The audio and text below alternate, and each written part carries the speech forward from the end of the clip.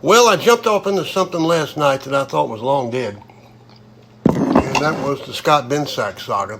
For those of you that don't remember, Scott had a little thing called March of America a few years ago, and mainly he was marching for Scott, where we long suspected that the money wasn't being appropriated fashionably, shall we say, and that he was actually living high on the hog and performing enterprises that would prefer to be looked at by a district attorney rather than Donald Trump.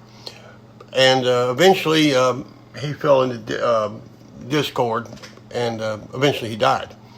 And at that point, I wrote a kind of a cynical, sympathetic obituary for him, where I expressed admiration for his audacity, basically. And that went somewhere, I guess, and everything. He didn't get a whole lot of hits, but I wrote one called before that called the Second Coming of Scott Bensack, which if you look at the link at the top of this live feed, you'll see a Tribune article, which that is mostly a part of. And also, you're going to meet a little girl called Brittany, who was Scott's daughter.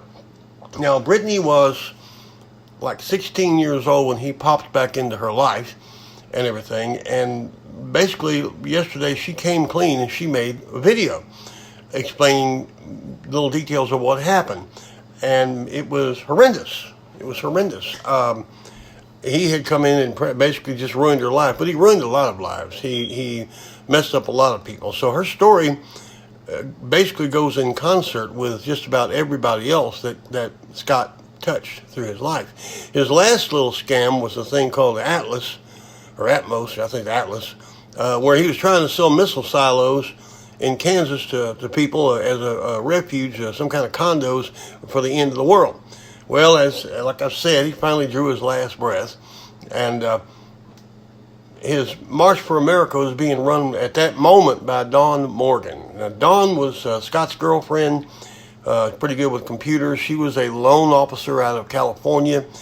She didn't know it until this moment, but she dealt with my family all the time, and so with First Lending, okay, and so I had a pretty good background. Actually, when it comes to loan officering, she was pretty good. There's nothing wrong with Dawn, okay?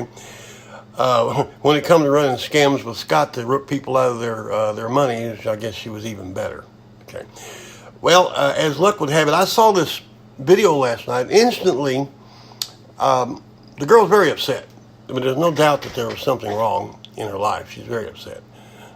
And I set up some equipment real fast, and I hand recorded the entire video and put it on my hard drive on my phone. I did a little short edit, and I put it up on my YouTube. And so that if someone that's real good at hacking, comes in there and destroys her video, they can't possibly destroy what I put up across the board on our distribution network from London to LA. Okay, so that's where that stands. Almost immediately, Dawn came out of the woodwork, called the little girl a liar, said she was just she was a victim trying to get sympathy. She was just like Scott and this. Well, if only one half of her story was true, it's still horrendous. In fact, if only one part of her story is true, it's still horrendous. But the sad fact of the matter was, at key points through her 40-minute video, she nailed down tacks that the rest of us already knew.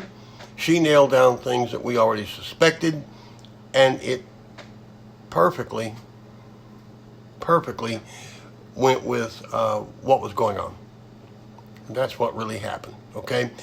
So I went into promotion and distribution of this thing today on several levels, and I'm going to stay on.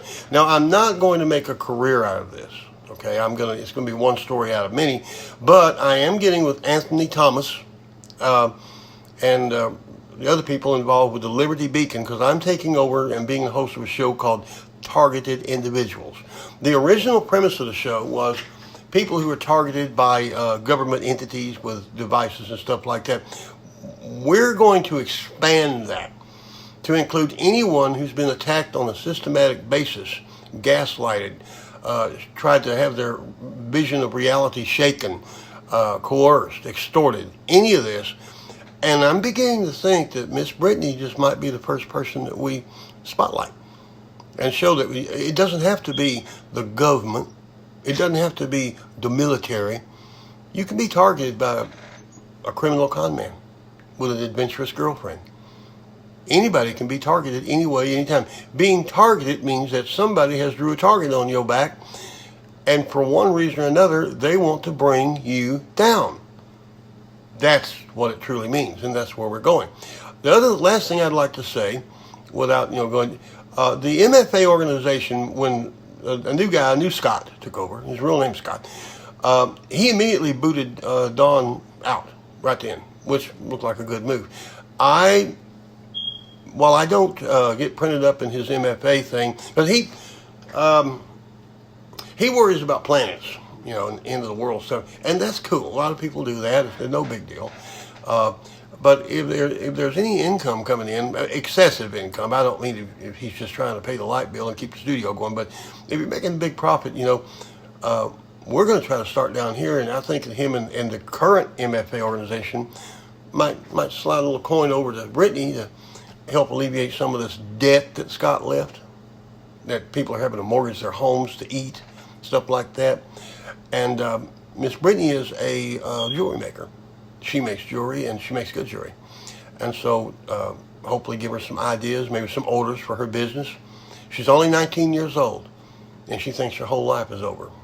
No, her life isn't over. She's just started. I'm going to take a guess on how many times you're going to get shot over here. You can't touch this. You can't touch this.